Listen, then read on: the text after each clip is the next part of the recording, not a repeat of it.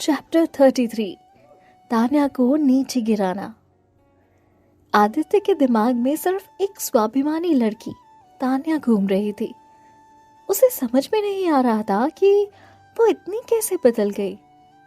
इतनी घमंडी लड़की से वो आज तक नहीं मिला था। चाहे उसने कितनी भी बड़ी गलती की हो, पर वो सॉरी कभी नहीं बोलेगी और कभी माफी नहीं मांगेगी। इन हालातों में भी वो अपनी जिद और अपने अड़ियलपन को कभी नहीं छोड़ पाएगी। आदित्य सोचने के अलावा कुछ नहीं कर सकता था। शायद तान्या कभी ना बदले और वो अपने आप को बदल भी नहीं सकती।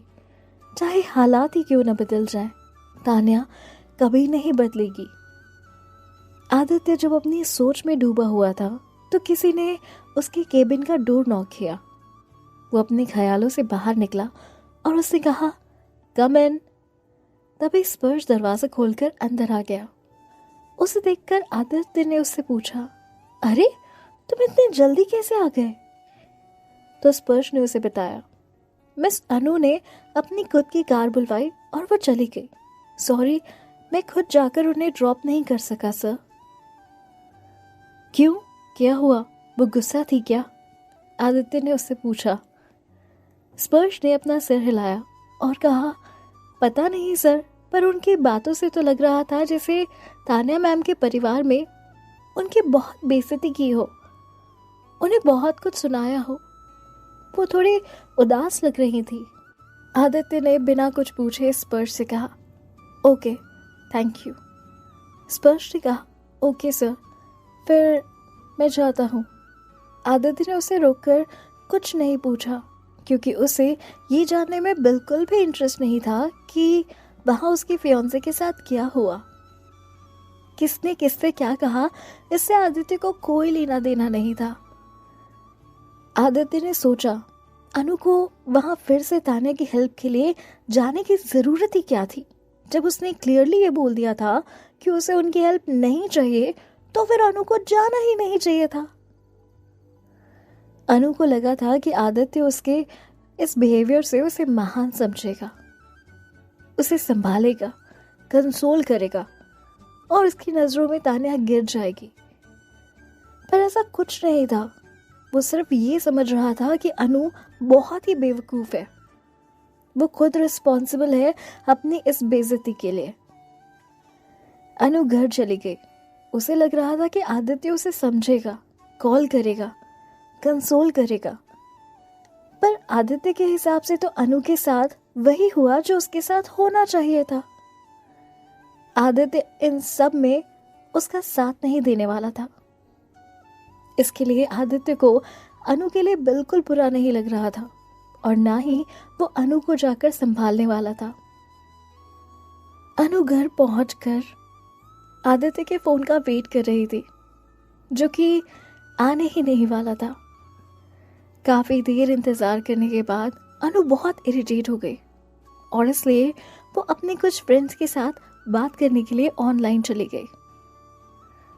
वो घटिया औरत, मैंने उसकी हेल्प करनी ही नहीं चाहिए थी। उसने मुझे पूरे हॉस्पिटल स्टाफ के सामने इतना कुछ सुनाया, मेरी इंसल्ट की। वो खुद को समझती क्या है? घटिया कहीं की। घटिया मैं नहीं, घटिया वो खुद है। एक घटिया औरत है वो। अनु, तुमने सही कहा, वो एक घटिया औरत है। तुम्हें उस जैसी औरत के लिए इतना गुस्सा करने की कोई जरूरत नहीं है। वो तुम्हारी छोटी उंगली के बराबर भी नहीं है, उसके फ्रेंड्स ने उससे कहा।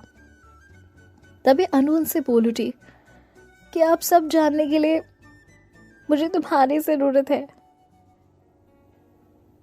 ये सब छोड़ो, काश तुम लोग भी वहां होते और उसकी हालत देखते कि वो कितनी अजीब सी हो गई है। उसके चेहरे पर इतनी सारी झुर्रियां आ गई है और तो और वो कचरे के ढेर में रहती है। उसकी लाइफ तो अब खत्म ही हो चुकी है। तुम्हें पता है, मैं उसकी ऐसी हालत देखकर इतनी खुश हो रही थी ना कि क्या बताऊं। उसे ऐसे देखकर मेरे पैर की जमीन तक नहीं टिक रहे थे। ऐसे में क्या कहूँ मैं, शायद इसी को किस्मत बोलते हैं। भगवान भी ऐसे घटिया औरत के साथ ना रह नहीं सकते, ऐसे घटिया लोगों का साथ नहीं दे सकते। अनु मनी मन चिड़चिड़ाई जा रही थी, वो अनाप शनाप बोले जा रही थी। उसके फ्रेंड्स अब भी उसे कंसोल कर रहे थे। अनु तुम शांत हो जाओ, अब देखना उसके और आदित्य के बीच की दूरियां सिर्फ बढ़ती ही जाएंगी, और कुछ सालों के बाद देखना एक दिन ऐसा भी आएगा जब उसको अपने शरीर भी किसी बूढ़े से आदमी को बेचना पड़ेगा ताकि वो जिंदा रह सके, उसको कुछ खाने को मिल सके। और तब उसे पछतावा होगा कि उसने क्यों तुम्हारे साथ ऐसा बिहेव किया था। तुमसे वो पैसे क्यों नहीं लिए थे उसने जो तुम उसे एहसान करके दे रही थी। देखना अनु, उसे एक दिन ये जरूर रियलाइज होगा। ये बात सुनते ही अनु के चेहरे पर एक बड़ी सी स्माइल आ गई। वो बहुत खुश हो गई कि उसके फ्रेंड्स उसे सपोर्ट कर रहे हैं, और उसने इस खुशी में उनसे कहा, पता है आदित्य और तान्या के बीच की दूरियां अभी भी बहुत बड़ी हैं। तुम्हें देखना चाहिए था जो कपड़े उसने पहने थे ना। आई टेल यू यार, मैं तो उसे अपने घर की चटाई की तरह भी यूज ना करूं, इतने गंदे थे वो। इनफैक्ट वो मेरी मॉम से भी बड़ी लग रही थी। तुम्हें पता है मैंने अपने आप को कितना कंट्रोल किया, उसे आंटी बुलाने से खुद को कितना रोका मैंने। You can't even imagine. Anu का ऑनलाइन फ्रेंड्स ग्रुप तान्या के बारे में बुराई करता ही जा रहा था। उनके लिए तान्या किसी गंदगी से कम नहीं लग रही थी। सिर्फ उसके बारे में इस तरह से डिस्कशन चलता रहा और चलता रहा।